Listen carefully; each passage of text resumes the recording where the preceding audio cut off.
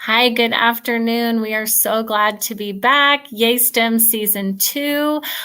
Today we're going to talk all things joy, but before we do that, we do need to give a shout out to Keep Indiana Learning. They have brought us a lot of joy in the last year, renewed us for a second season. So if you have not checked out Keep Indiana Learning, go to their site, resources for teachers and counselors and administrators, even parents and students now. So please check them out. They offer so many great things to help us educators in the state of Indiana. So as we kick off today, again, I'm Karisa Schwannekamp. I've got Dayna, Kate, and Elaine Townsend with me today, and we hope to take you on a ride this season, talking about things that are actually relevant in the classroom.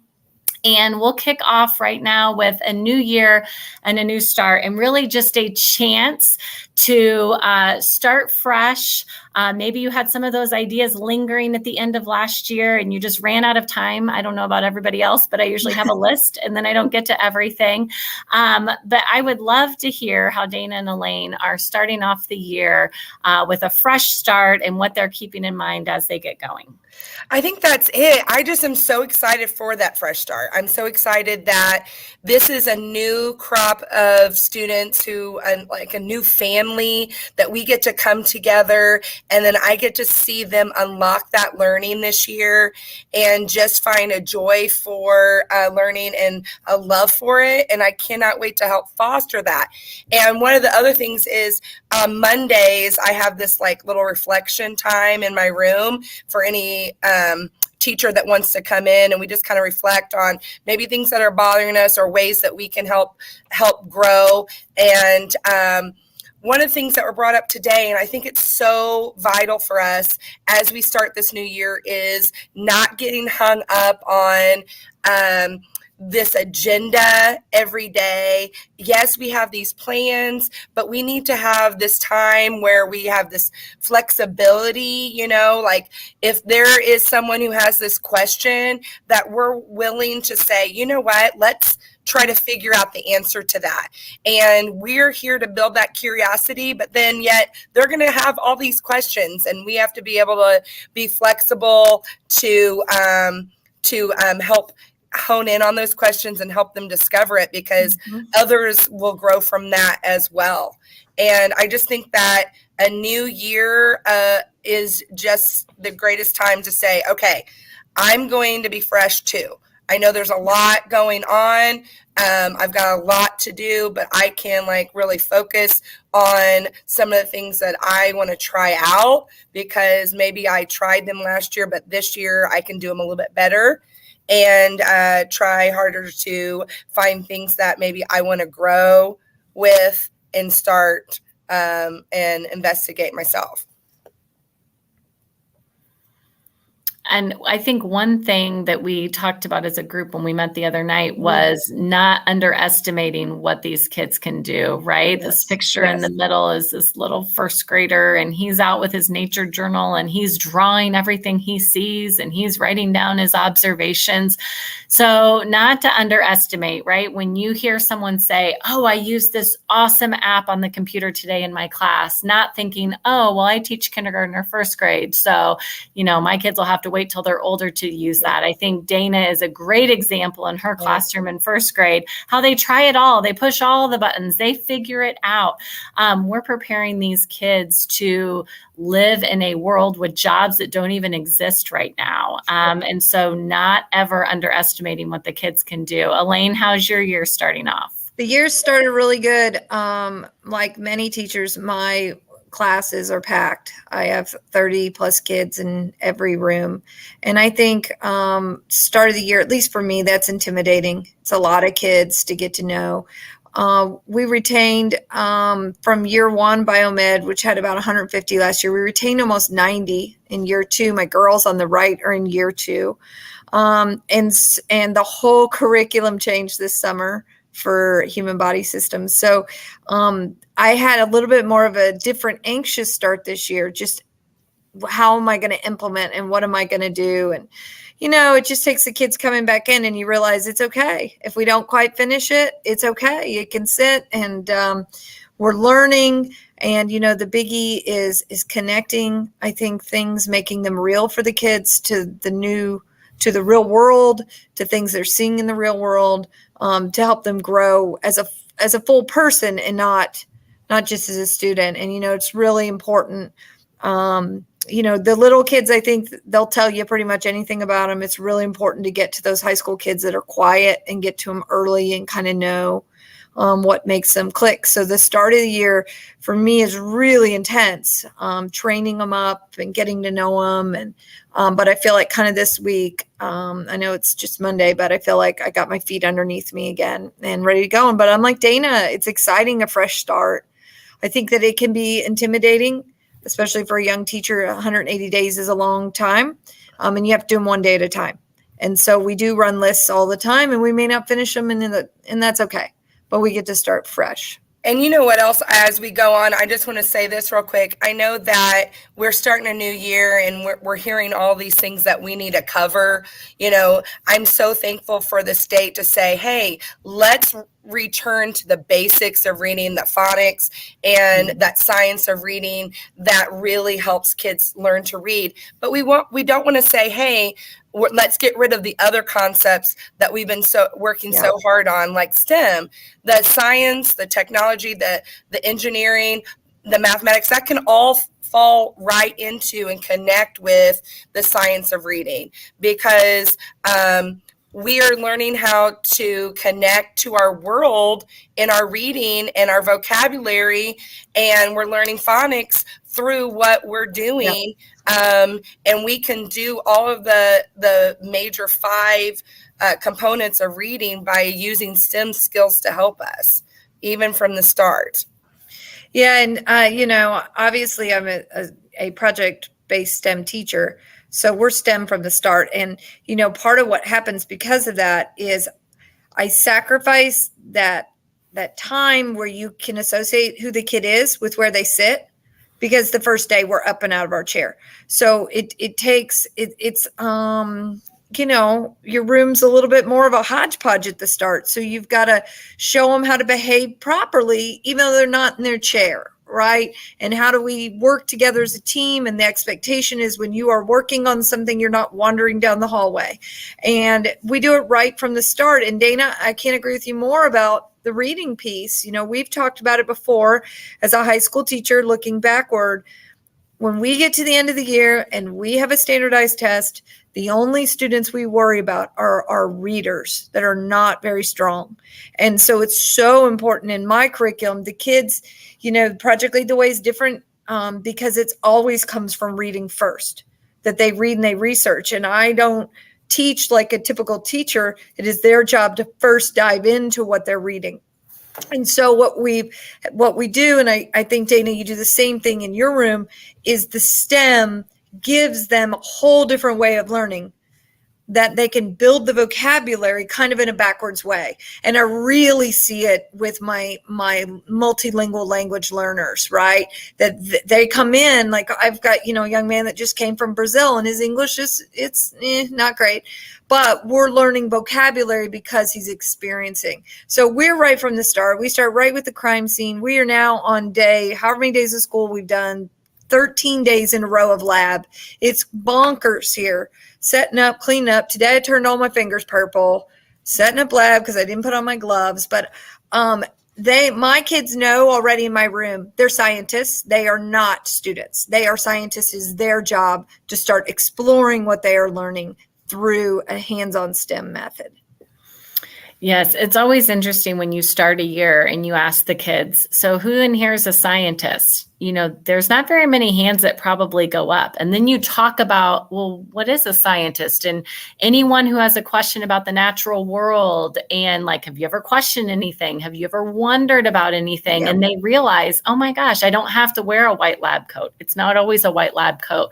It's not always, I have to have a college degree to be a scientist.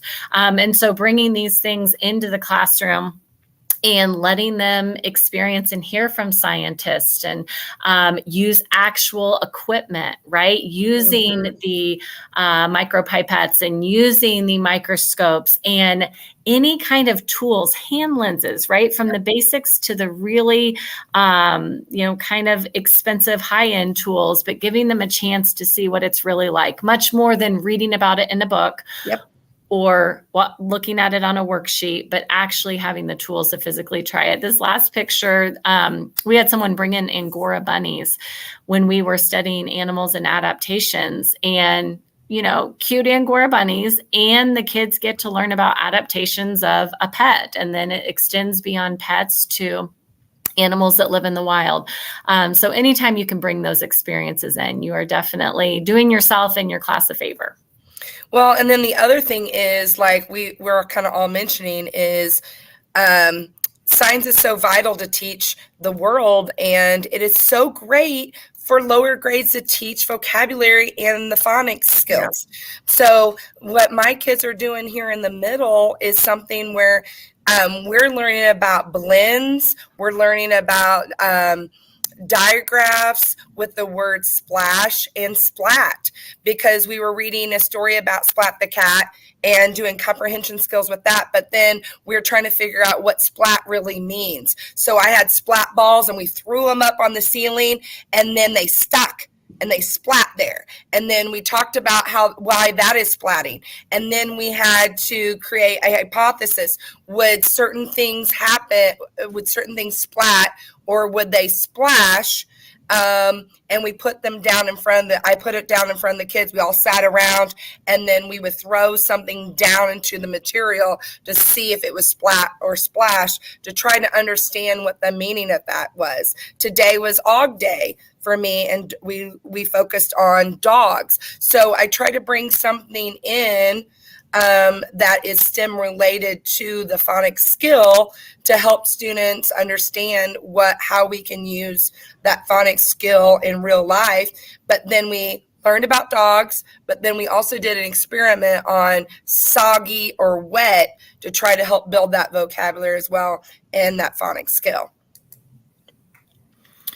We also talked about group problem solving and how that builds connections in the classroom. How, as teachers, we can teach a skill, we can talk about vocabulary, we can teach a lesson, but sometimes the learning really happens when they're working together and they're communicating with each other.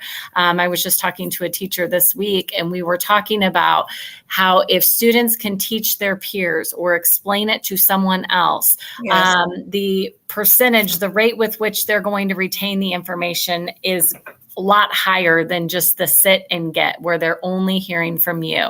And so my students in the first frame, they built a learning garden at the end of the school year, worked together. I didn't really tell them how to do it. I don't really know the right way to build a learning garden, but to hear their communication and, do you think that, this is the right amount of soil? What about fertilizing. So giving them the chance and kind of taking the pressure off ourselves to always be the one in the front of the room, to always be the one instructing, but give kids a chance to figure things out. I just remember, being a student myself and just wanting to know what the right answer was and wanting to know what the final product was supposed to look like. And guess what? You would just make it that exact same thing that the teacher would show you, because you knew what it took to get the grade. And I love what we're doing today, which is very open-ended and multiple ways to create a project or demonstrate mastery. Elaine, what are your kids doing in the middle there? So this is my fresh group of human body system. The boys are working on their mannequin build. Last week we were looking at things that go wrong, like getting a Bell's palsy in the face and the muscles involved with what makes your face different from someone else's. And so we were adding them onto our mannequin, and they knew which 3 muscles need to be there, but there involved research with, it makes a big difference how much fat pad is in the cheeks and under the eyes, and they got to pick the eye colors.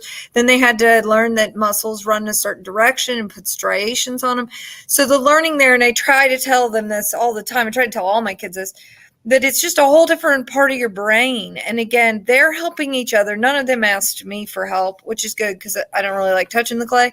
But working together, like even today, my first year biomed, we're dropping blood spatter, trying to find a standard curve between the height a droplet comes from and the diameter size. And I could just hear them talking to each other like, okay, now which one's the millimeters? And then I heard one group say, my diameter was 100 millimeters. And then another partner was like, 100 millimeters, that's like 10 centimeters. That's a big droplet. And so I agree with you. We're building that group dynamic, which is a life skill that we want them to have moving into the new world that they live in.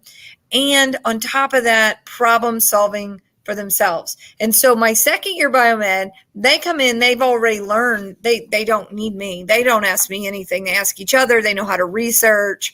My first year still, they haven't figured out yet that they don't need me. I don't have to be that middle linchpin. And so it's a really neat thing to see as they build those connections and they make friends. And I had a young lady that just moved on to third year biomed, and she told me, Ms. Townsend, you told us last year at the start of the year in second year biomed that first year biomed we're friends, and by the time we get to second year biomed, by the end we're family. And she goes, that's what I really feel like, that these are my family members that I'm now in third year biomed with, and I care about them and what they're doing. And so there's so much more that you can learn and take away from doing group work than they could ever do individually sitting in their chair, especially if we as the teacher steps out of the way. I was going to say that. That's what I'm hearing both of you say, is saying like, hey, I'm more of a facilitator and coach rather than the person standing in front of the rooms telling them what to think. And they're discovering. And I think even down in grade 1, grade 2, you can do that. Does every student need to have a math paper? Does every student need to have, the same page? Or can they work together on one and learn from each other and realize things that they probably didn't even think about initially? Like my students are doing here. This is a math paper that I have to, kind of teach from. This is something that they've asked me to do. So instead of giving each one a paper, I gave them the tools, I gave them the page, I gave them direction, and I said, find all the ways we can use these shapes to create this other shape. And so they went one after another and showing each other how that can work and discovering that on their own. So it doesn't matter what grade you're in. It doesn't matter if it's someone who can be more independent or not. It's how you give them that direction, kind of step back and let them have that discovery and learn special words like fertilizer. Yes. And just real world connections, creating meaningful learning and unexpected joy. We talked about that a lot first season, just the things that happen as a result of these awesome experiences you're planning for your students. Like you just never know where it's going to lead. I love to do career chats and reach out to people in our community and even the parents of our students to come in and talk to the kids about their careers.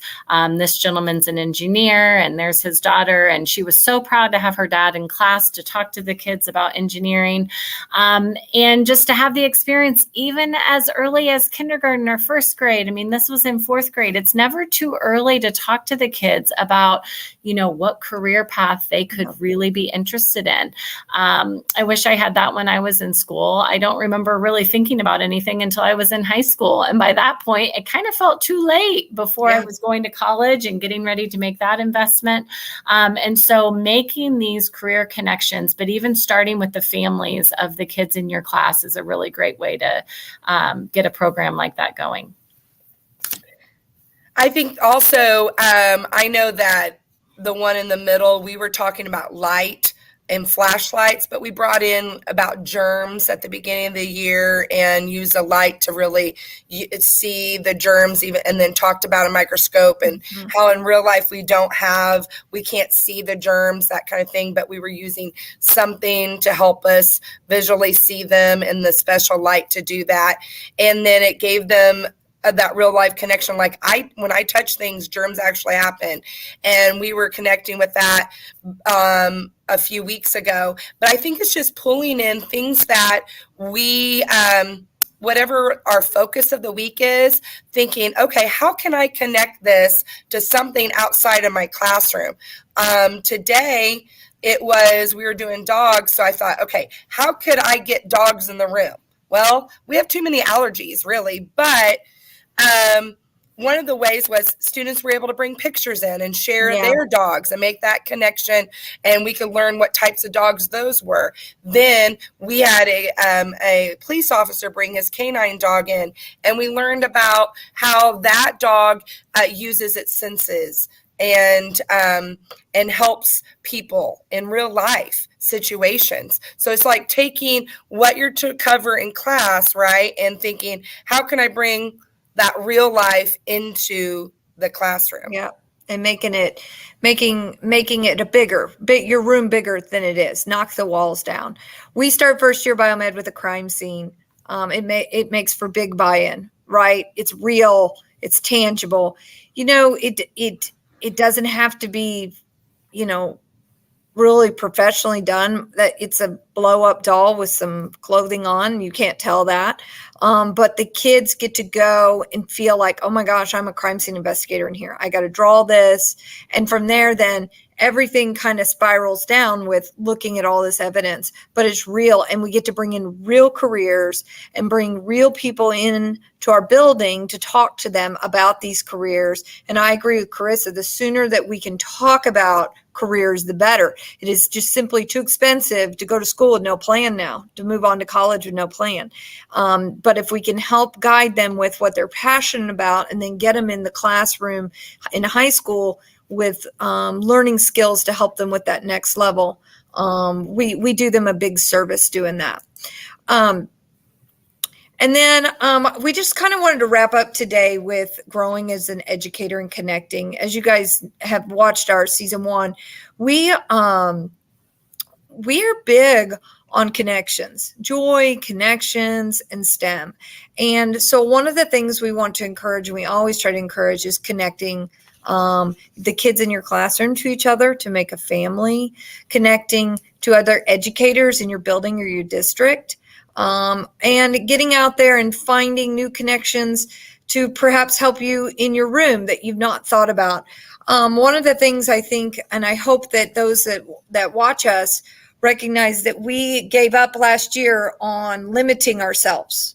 We decided we're going to go for it. That, what does it hurt to ask some of these, much more famous educators to walk alongside with us, or to reach out to the Park Service and see what they will do, or to see if we can get, someone to make a shout out to us on a live stream. And what we have found, the three of us, is people really don't say no. And so I think that as we move forward, a big thing, that the three of us have shown is that a connection of any kind at any level is worthwhile, and that we have a lot to learn from each other as educators. And it brings us joy, the three of us, what we do together. So what do you think about that one, Dayna? Well, as we move on to the next slide, I just wanted to say that I think it's so vital for us to try to stretch ourselves so then we can stretch our kids. So if we are not finding a new way to grow ourselves or connect with someone to help us grow, then we're doing a disservice to ourselves and our students in our room, because we're not bringing some of that newness in and that joy. Because once you learn something new, you're like, you can't wait to share that. And so then our students are seeing that. And kind of like what you said, we are so excited for our year this year, because as we visit with our streams this year, we get to visit with others who may have more knowledge on the subject, and we want to learn from them. We want to connect with them because they could bring something in to our conversation that we may neglect, but something that we can grow from. So here's a list of some great presenters that we're going to have that are going to join us on our streams. But in September, we are going to be back on the third week in September on the Monday, and we are going to be doing Yay for Science of Reading. We kind of mentioned a little bit in this stream, and we're going to have Dr. Erin McNeil, because she is someone who is very well educated in science of reading, and we feel like she can help us with that, and we also share some more ideas. And then also, if you want to get those PBP or piece, what is it again? PGP. Yes. Yes, if you want to get yours, you can play some of our streams back. And this is a QR code for you if you want to use that. But you can also go to YouTube under Keep Indian Learning, YaySTEM. All of those will give you points if you watch them. So we are excited for you to learn with us. We hope that you leave a little bit of feedback on this Google form so we can have an idea of maybe what direction to send another stream and what to bring to you in the future. We thank you so much for being with us. Reach out to us. We'd love to connect with you. We're Dayna, Karisa, and Elaine, and we're YaySTEM. YaySTEM. Thank you.